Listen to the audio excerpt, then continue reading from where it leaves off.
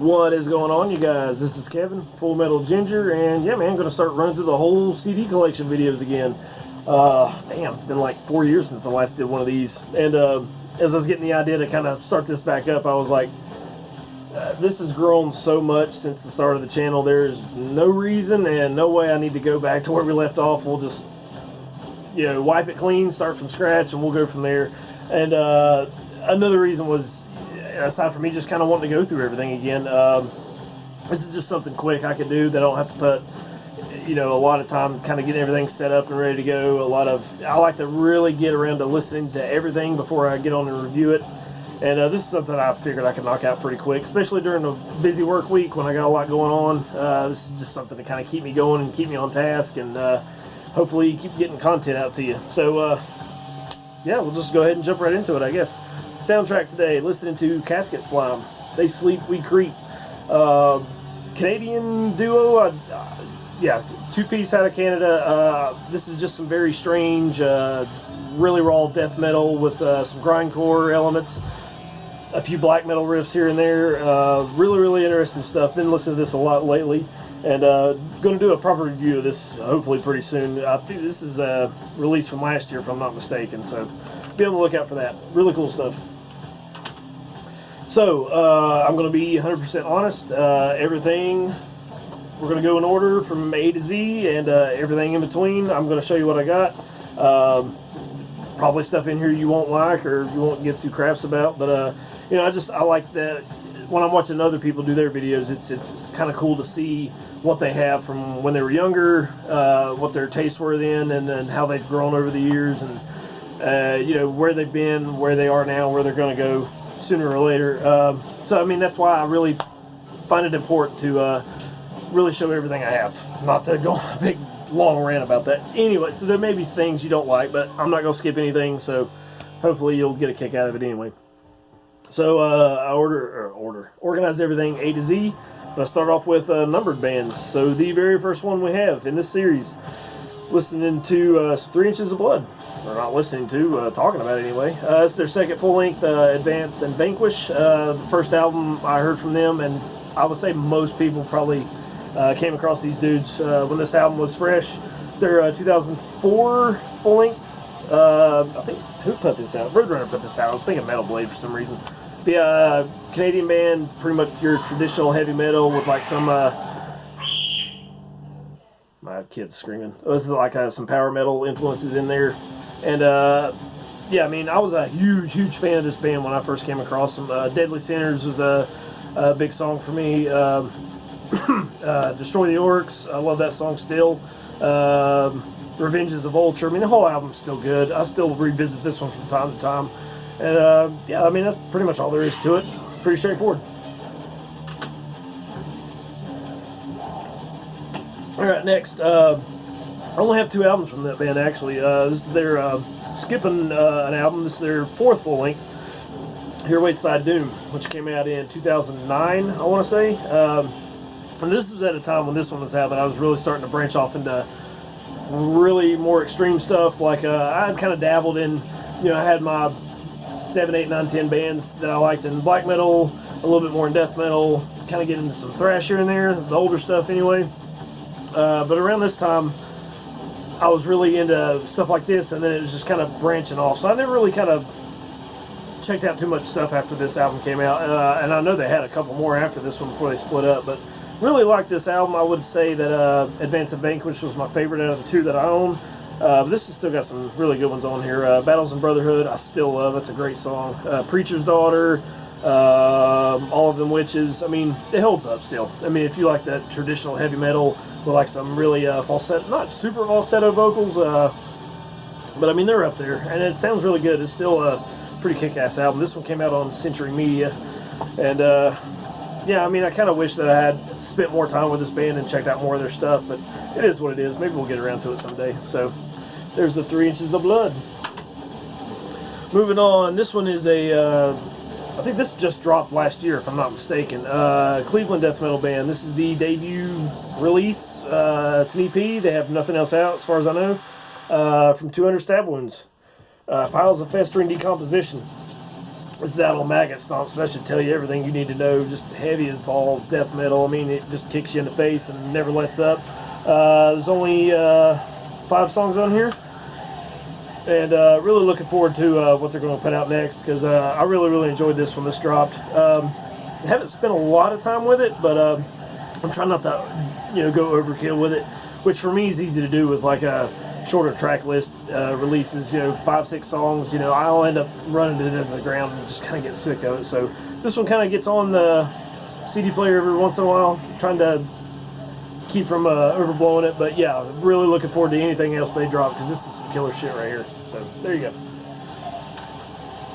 Alright, this one. I was pretty obsessed about this when this first came out, and this is a pretty good example of me just kind of beating it completely to death, because I not even got around to picking up the new one, which just dropped last year. But this is Raphominy or Abhomine or whatever, Larval Swine, the debut full length from this is one of Pete Helmkamp's projects from Angel Corpse, and it's pretty much your straightforward Black Death, kind of in the vein of like a Crucifier or something like that.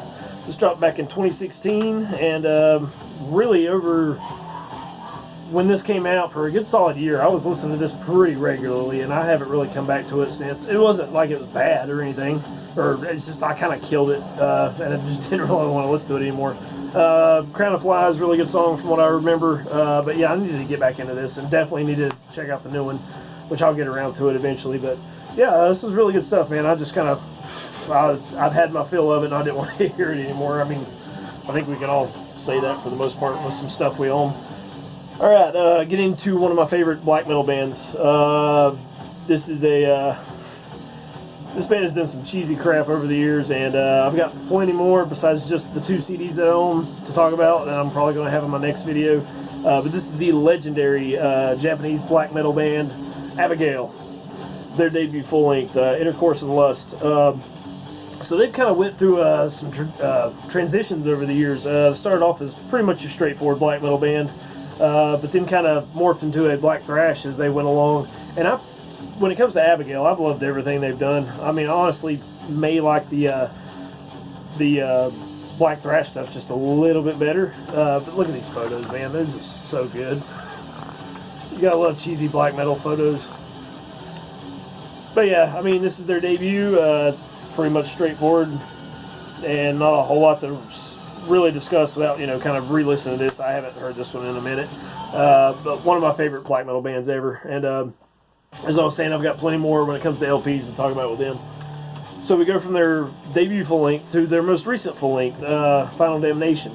And it's kind of cool to listen to it that way, because they start off full-on death metal, black metal, and then they go to a full-on black thrash. And, there's just a kind of a weird dichotomy here, and, both sides of the band. But I love this album. This is, honestly, out of everything I've heard, this is really up there for me when it comes to all their albums. I mean, let's see, Whiskey, Coke, and Bitch, Sex and Metal,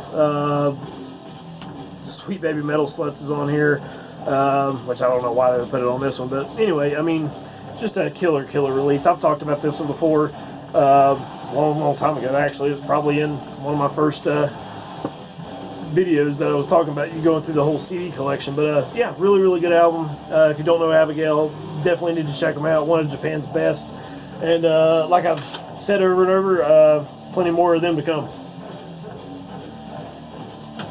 Alright, this one, I haven't listened to this one in a long damn time, and it's kind of weird. Like when I first started the channel, you could kind of see where my mindset was at the time.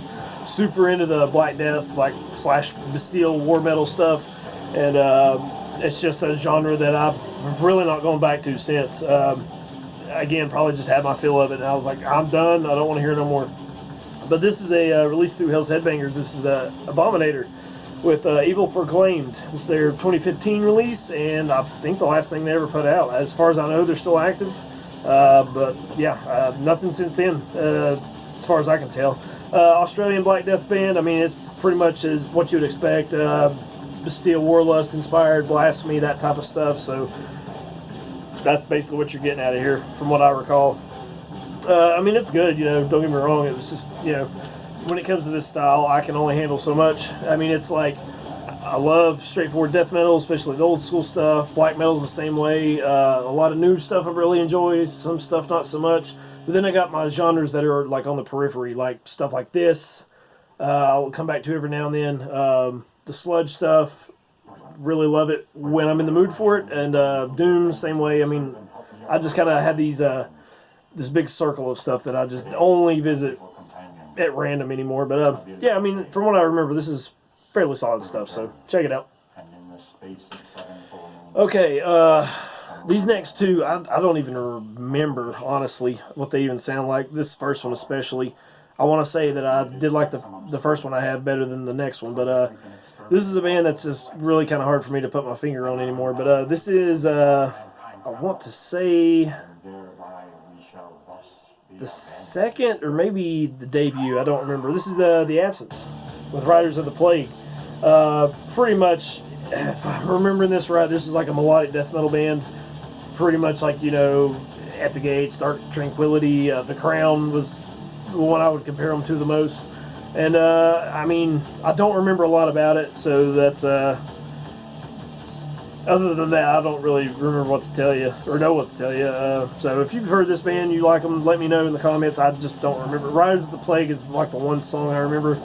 No, Dead and Gone, I remember that one. So, I mean, I would say that description of them is apt. But, yeah, it's pretty much straightforward stuff. I was really, really, really into this band when this first came out, because this was around the time, this came out in 07, if I didn't say that already. This is at the time I was first really starting to get into, like, At the Gates, the early In Flames stuff, like I was saying, Dark Tranquility, The Crown. I was really into them at the time. Not that I'm not now, but that's when I was, like, you know, really obsessed over that type of stuff. And, yeah, I just kind of, this is at one of my transition times where I was really starting to find the extreme stuff, so that may be why I've not really kind of come back to this in a while. So let me know how you feel about this one. This one, I don't remember liking this one at all.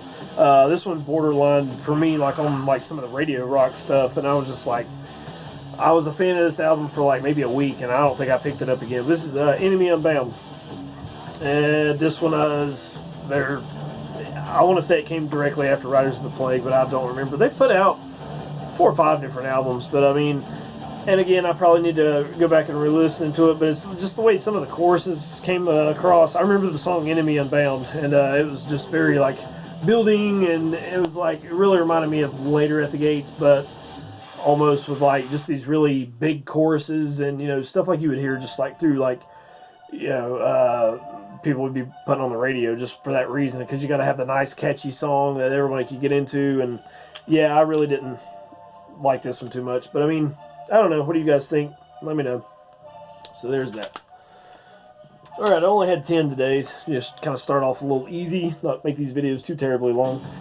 But the one Aborted album my own, which is strange, I could have swore I had more than this. I do have a burn copy of Archaic Abattoir around here somewhere that I actually hand drew the logo on, and I was pretty proud of that, honestly. If I could find it, I'd show it to you. But this is Global Flatline from 2012. Belgian brutal death / grindcore, if anyone for whatever reason hasn't heard of this band. And another one I haven't really listened to in a long time, and mainly because I was listening to it just constantly when I first got it. Really, really love this. Let's see what was on here. Fecal Forgery, From a Tepid Whiff. Love that song, actually. Yeah, they had quite a few good songs on here. Nailed Through Her Cunt was on here. I forgot about that one. Grime, of Scabs and Boils. I mean, the artwork on this was fantastic, by the way. And it's really, really strange that I don't own more from this band. Because, like, every time they put an album out, I was like, oh, I got to get that. And then it just, like, I forget all about it. So, sad. I really, really need to fix this problem when it comes to Aborted, because great band. There's really not much that I've heard from them that I did not like. So, yeah, there we go. All right, I guess that's about all I've got for you. May continue to do these 10 at a time and then try to increase it as we go along. But yeah, what do we got coming up next? Absu, Abraded, some Abyssic Hate, probably my favorite, you know, depressive black metal band ever. So that'll be fun to talk about. Lots coming up. I've got some plenty of it. Well, I got a few LPs I still got left to show. I've got a lot of new stuff that I would like to try to cram in one big video. Plenty of tapes, plenty of CDs. I mean, I've got stuff to talk about for days on here, so hopefully plenty of stuff to look forward to. So that's all I got. Thank you for checking out the channel, liking, subscribing, all that kind of stuff. Thank you guys for 2,000 subs. I'm blown away by that. Really appreciate it. And we'll quit rambling. I'll see you next time. Final mix. So look for that. Thank you.